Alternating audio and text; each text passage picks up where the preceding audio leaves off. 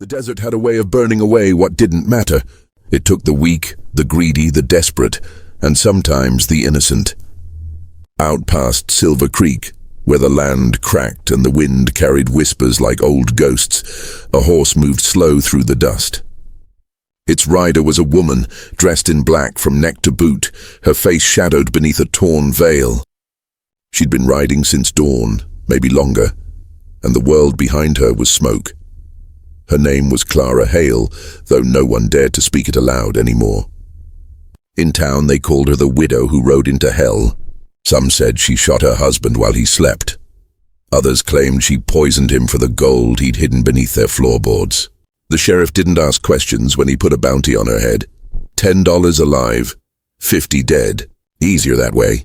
Men liked simple stories, especially when they involved a woman who didn't cry the way they thought she should. The truth, like the desert, was never simple. Her husband, Levi Hale, had been a gambler, the kind that played for more than money. He'd been mean in quiet ways, cruel behind closed doors, and by the time she realized she'd married a monster, it was too late. The bruises faded, but the fear didn't. The night he died, she didn't run from guilt. She ran from men who wore badges and believed her worth ended the moment his heart stopped beating. By midday, her horse stumbled to a stop near an old well, half buried in sand. She slid down, every muscle aching, her throat dry enough to crack. The water below was stale, tasting of iron and dust, but she drank anyway. She'd learned long ago that survival didn't ask for comfort. The land stretched endless around her. No shade, no sound. Just the hum of heat and the faint promise of vultures circling miles away. She knew they'd come. Bounty men. Men who smiled while they tied a noose. Men who thought her death might make them heroes. Somewhere behind her she could almost hear hooves. Faint, steady, following. She had maybe a few hours before they caught her scent. Tying her hair back, Clara looked west. The sun shimmered over the ridge, painting the rocks blood red. There was a place out there. She remembered it from Levi's stories. An outlaw town called Perdition Wells, built in the shadow of the cliffs. No law, no questions, just ghosts with guns and gold in their pockets. If she could make it there, maybe she could vanish. The horse whinnied low, nervous. She rubbed its neck, whispering nothing, just the rhythm of her breath against the wind. Then she climbed back into the saddle and rode. The heat pressed against her skin, the wind pulling at her veil until it tore free and drifted behind like a piece of her past she no longer needed. Hours passed. The light changed. The land shifted from gold to ash as dusk fell, and the sound of her own heartbeat blended with the faint drumming of hooves somewhere far behind. She didn't look back. She'd made peace with being hunted. Fear had no place left inside her. When she finally saw the flicker of firelight ahead, her chest tightened. A camp, not big, maybe one man, two at most. She slowed her horse, letting the dark swallow her until she could see clearly. A man sat by the flames, coat draped across his shoulders, hat tilted low. His horse stood tethered nearby, muscles gleaming in the fire's glow. He wasn't a drifter. The way he moved, calm, deliberate, spoke of someone who'd lived by the gun long enough to stop being afraid of it. Clara watched for a while before dismounting, keeping low. Her boots barely made a sound in the sand. She'd planned to steal food, maybe water, nothing more. But when she got close enough, the man spoke, not loud, not sharp, just steady, like he'd known she was there the whole time. She froze. He didn't rise, didn't draw his weapon, just shifted enough for the firelight to catch his face. Scar down one cheek, eyes dark and unreadable. He told her she could sit or she could run, but either way the desert would take its due. She stood there for a long moment before stepping closer. Her body shook from exhaustion, but her mind stayed sharp. She knelt near the edge of the light, far enough to flee if she had to. He handed her a tin cup filled with water. She hesitated before taking it. They didn't speak after that. The silence between them was its own language, one built on things both had lost. The stars burned cold above, the fire crackling between two strangers who carried too many ghosts to count. When morning came, the man was awake before her. His horse was saddled, and his eyes studied the horizon. She asked where he was headed, though she didn't expect kindness. He said the name quietly, Perdition Wells. Her pulse quickened. Maybe fate wasn't as cruel as she'd thought. He told her the road was long and lawless, and if she was riding that way, she'd best ride armed. She looked down at his spare revolver lying beside the fire. For a heartbeat, their eyes met. A silent question, a warning, maybe both. Then he turned away and she picked it up. The metal was heavy, the weight familiar. She hadn't touched a gun since the night she killed Levi. Her hand trembled once, before going still. By the time the sun rose high, they were riding together. Two strangers, both marked by blood, both heading for the edge of the world. The desert stretched wide before them, a graveyard of bones and broken promises. And somewhere behind, the riders drew closer, the sound of their pursuit carried by the wind. Clara didn't look back. She'd already buried the past once. This time she'd fight to keep it dead. By the second day, the land had turned mean. The sun didn't just burn anymore, it bit. Wind tore at their faces, carrying sand sharp enough to cut the skin. The man hadn't said much since they'd left the camp. He rode slightly ahead, one hand on the reins, the other resting near the gun that hung low on his hip. He told her his name once, Colt Avery, but she could tell it wasn't his real one. Names meant nothing out here. Men changed them as easily as shirts, especially when they had blood in their past. Clara rode beside him in silence. Every now and then, he'd glance her way, as if trying to piece her story together. The black dress, the bruises, the eyes that didn't flinch anymore. He didn't ask questions, and she didn't offer answers. By noon, they crossed a ravine where the air shimmered and the rocks rose like jagged teeth. The bones of a horse lay near the trail, picked clean by vultures. Colt slowed his pace, scanning the horizon. Then he nodded toward a trail of dust far behind them, faint but steady. Riders. He didn't say it, but she saw it too. The men hunting her hadn't given up. She felt her pulse kick up, that old panic threatening to crawl back into her chest. But Colt didn't speed up. He just looked at her once and said they'd make camp before dark, far enough to lose the trail. When night fell, the world turned cold. The fire crackled weakly, their shadows stretching long against the canyon walls. Clara sat across from him, her hands near the flames, the borrowed revolver resting in her lap. She asked him finally what a man like him was doing heading toward Perdition Wells. He didn't answer right away, took his time, poured coffee, sipped it slow, eyes on the fire. When he finally spoke, his voice was quiet, low enough that she almost missed it.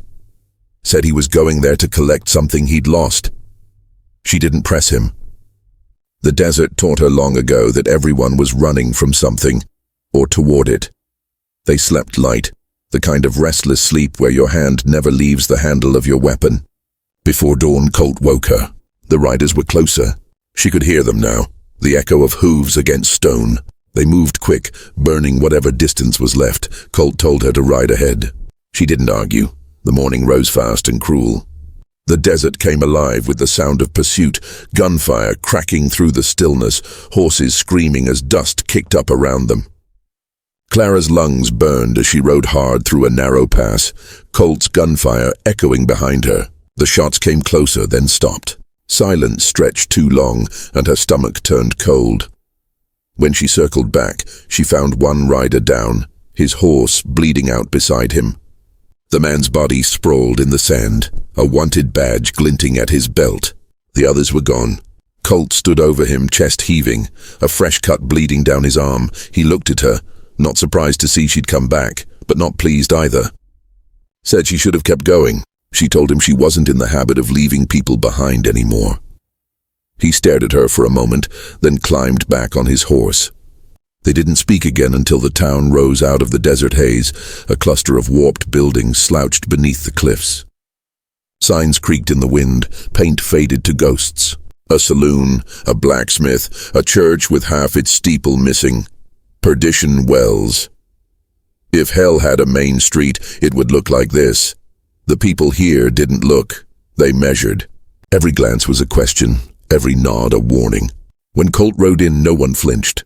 When Clara followed, their eyes lingered. He dismounted outside the saloon and told her to stay close. Inside, smoke hung thick enough to chew. A piano wheezed somewhere in the corner, out of tune and tired. The bartender's face was carved from stone, one good eye and one glass. Colt ordered whiskey, 2 glasses, and waited. The man behind the bar poured. Outside, laughter drifted from the street. The kind that didn't belong to joy, but to men who thought cruelty was funny. Clara turned her head and saw them through the window. 3 bounty riders, their horses still wet from the chase. They'd found her. Colt's expression didn't change. He told her quietly to head out the back, through the alley behind the saloon. She hesitated. He didn't look at her when he added that if she wanted to live, she'd better trust him now. She slipped out, the door swinging shut behind her. The alley was narrow, the air thick with dust and smoke. She pressed her back against the wall, listening. Inside, voices rose, the sharp tone of accusation, the scrape of chairs, then the crack of a pistol. 1 shot, silence. Clara held her breath. Seconds stretched. Then the door burst open and Colt stepped out, eyes scanning the street. Smoke trailed from his gun. He told her they had to move. Now. They ran toward the far edge of town, slipping between buildings until they reached the old church at the cliff's base. The front door hung crooked, the windows boarded. Inside, the air was cold and still, the smell of dust and rot thick enough to taste. Colt pushed one of the pews aside, revealing a trap door beneath it. Beneath the boards lay a tunnel, narrow, dark, dug into the rock. He told her it led to an old mining shaft that opened out beyond the ridge. She stopped him before he climbed down, asked how he knew about it. He met her eyes then, and for the first time she saw something that looked like guilt. Said he'd helped build it once, back when Perdition Wells was still alive, before it became a graveyard for people like them. They climbed down into the dark, the wood groaning under their weight. The tunnel smelled of old sweat and gunpowder. She followed close behind, one hand against the rough wall, the other clutching the revolver tight. Somewhere above them, boots thudded against the church floor. The bounty men had followed. Voices called out, sharp, mocking, closer every second. Colt turned, motioned for her to stay quiet. The tunnel split into 2 paths. He pointed left and told her to take it. It led to the ridge. She shook her head, said she wasn't leaving him. He smiled, but it wasn't the kind of smile that promised safety. It was the kind that meant goodbye. Then he went the other way. The gunfire started seconds later. Clara ran through the dark. The sound of bullets echoing through the earth, the air thick with smoke and dust. When she finally reached the opening at the far end, the sun hit her face like fire. She turned back once, the tunnel behind her black and silent. No one came out. She stood there for a long time, her breath ragged, the wind tugging at her dress. Then she climbed the ridge, every step heavier than the last. When she reached the top, she could see the whole of Perdition Wells below, small, broken, and burning. Somewhere in that smoke was a man who'd saved her life, and maybe lost his own doing it. She didn't cry. She just stared until the horizon swallowed the flames. Then she turned her horse west and kept riding. The desert didn't forgive, but it remembered. And so would she. The desert went silent after the fire. By the time dawn reached the ridge, Perdition Wells was nothing more than smoke and bones. Clara rode until her horse could go no farther, then dismounted and let it drink from a shallow stream that shimmered under the pale sky. The air still smelled of gunpowder. Her hands still shook from the sound of gunfire buried under earth.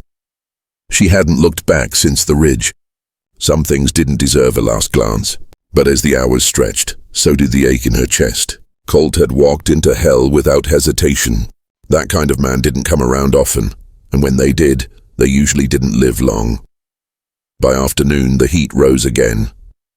The horizon shimmered like molten glass. She tore a strip from her skirt and wrapped it around her neck, the black fabric soaked with sweat and dust. She rode west, following no trail, just instinct and the faint whisper of memory. By nightfall, she reached the edge of a small canyon, nothing on any map, just a hollow carved out by wind and time. She made camp there, the stars cold above her, the earth hard beneath her back. The revolver lay beside her, its barrel catching the faint silver of moonlight. Sleep didn't come. Every time she closed her eyes, she saw Colt's face. Steady, quiet, and marked by something she hadn't recognized before. Not pity. Not mercy. Guilt. The kind of guilt that didn't belong to a man chasing redemption, but to one who'd caused the ruin himself. When morning came, she found tracks near the canyon rim, boot prints, half buried, fresh enough to sting her gut. Whoever made them wasn't far. She followed the trail up the ridge, her body moving before her mind caught up. At the top, she saw him, Colt Avery, alive.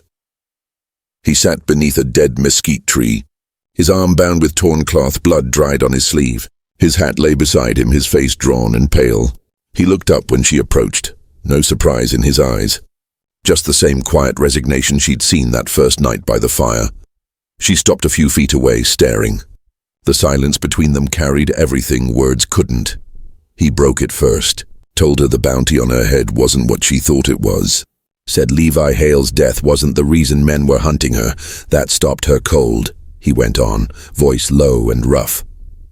Levi had been part of something bigger, a circle of men who ran money through mining towns, trading land, lives and women like cards on a table. Perdition Wells had been their meeting place once, until greed and betrayal tore them apart. Clara's husband hadn't just been cruel, he'd been dangerous, and she'd been his shield, his cover. When she killed him, she didn't just end his life. She exposed a secret every other man in that circle wanted buried. The bounty wasn't about justice. It was about silence. She stood there, her throat dry, her chest hollowing out. Asked him how he knew all this. He didn't answer right away.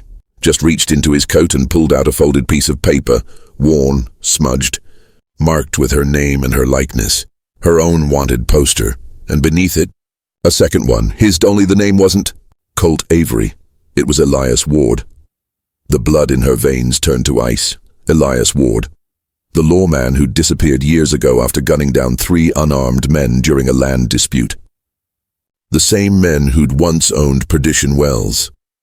The same men tied to Levi Hale. He told her the truth then, said he'd gone to Perdition Wells not to hide, but to finish what he'd started, to find the last of them and end it. When he met her on the trail, he hadn't known who she was, not until the riders showed up. Then everything fell into place. She realized what that meant. He hadn't saved her out of mercy. He'd saved her out of guilt, because the man she'd called husband had once been Elias's informant, the one who helped bury his sins and cover his tracks. Every kindness he'd shown, every warning, every glance. It all twisted now into something darker. She asked him why he hadn't told her. He said he hadn't earned the right. The words fell like stones between them. The wind rose, carrying sand across the ridge. She looked out over the horizon, jaw tight. Told him that if he'd brought her this far to finish what Levi started, he'd have to shoot her himself. He shook his head, said he wasn't there to kill her. He was there to die. Clara didn't understand until she saw the wound. Beneath the bandage, his side was dark with blood. The bullet he'd taken in the tunnel hadn't missed anything vital. It had just taken its time. He wasn't running anymore. He was waiting. He told her there was a town south of there, Dry River. Said she could make it before nightfall if she rode hard. There was a woman there who ran a boarding house, someone who'd help her disappear for good. Clara just stood there. Her hands trembled, the gun heavy in her grip. She should have walked away. He'd lied, used her, maybe even led the bounty men right to them both. But standing there, watching him fade under the merciless sun, she couldn't bring herself to hate him. She crouched down beside him, took his hand and held it, not out of forgiveness, but out of something older, sadder, 2 souls too tired to keep fighting the past. He asked her, in that last quiet moment, to tell him what it felt like, killing Levi. She looked down, her eyes flat and far away. Told him it didn't feel like killing a man. It felt like breathing for the first time. He smiled faint and broken, then let out one last slow breath. His head tipped forward, his body gone still. The desert swallowed the sound as it always did. She sat there a long while after that, until the light shifted and the shadows began to stretch. Then she dug a grave beneath the mesquite tree, using her hands, her nails, the edge of her revolver. Whatever would cut through the hard ground. When it was done, she laid his hat on the mound and whispered nothing. There was nothing left to say. Then she turned south. The horizon waited, endless and gold. Somewhere out there was Dry River, a town that didn't care who she was or what she'd done, only that she could pay for a bed and keep her head down. As she rode, she felt the weight of the past settle behind her. Not gone, not forgiven, but quiet.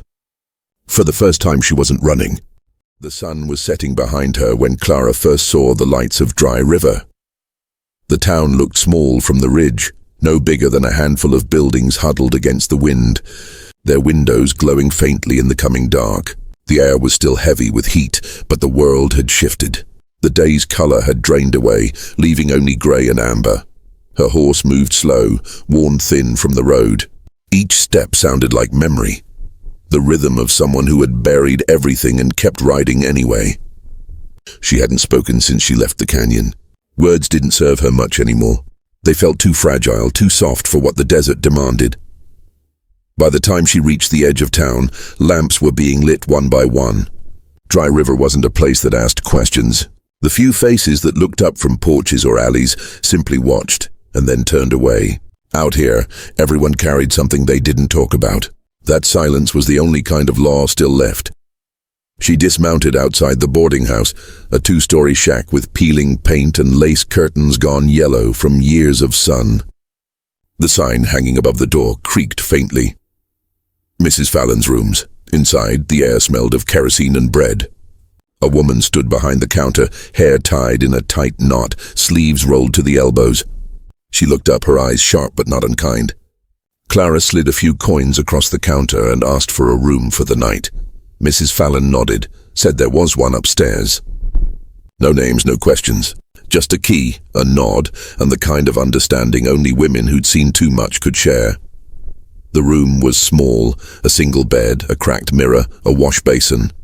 Clara stood by the window for a long time, looking out over the quiet street.